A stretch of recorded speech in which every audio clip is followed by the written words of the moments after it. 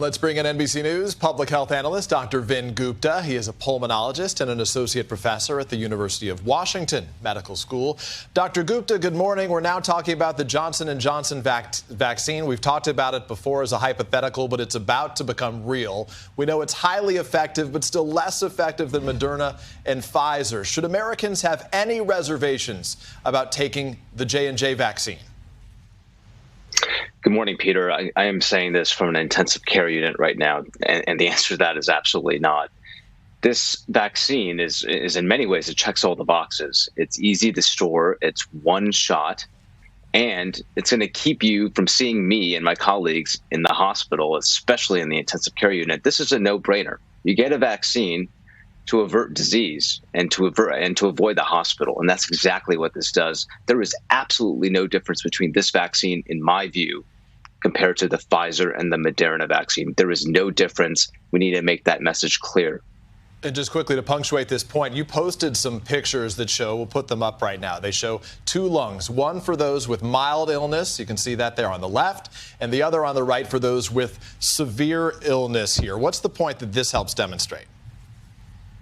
Well, that image on the left there, with the clear lungs, doesn't have any white in it. That white represents, that you see on the right, that's pus that's produced from COVID infection. That individual, the lungs of the individual on the right, that individual was on life support, ended up passing away. Mild illness, you'll see clear lungs. There's nothing in there. That's exactly what all these vaccines do. They make sure that severe illness is avoided. That image on the right basically is life support requiring ICU level care.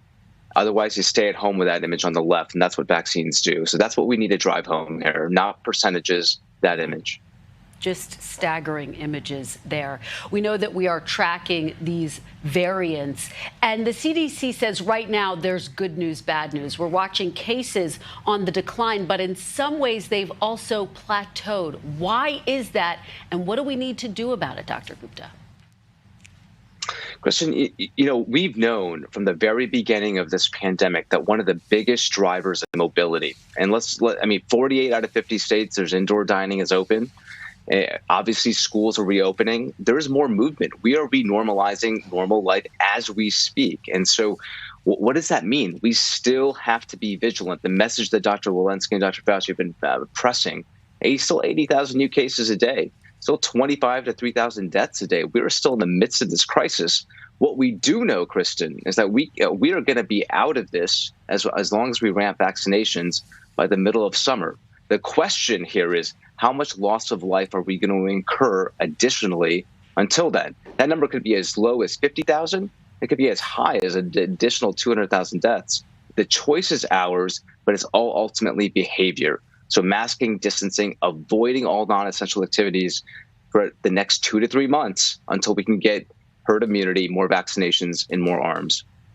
Dr. Gupta, as always, we appreciate what you and the other frontline workers are doing. Thanks for your time and perspective this morning. A reminder here, NBC News wants to help you get the COVID vaccine. You can track where and when to do it by going to the website planyourvaccine.com.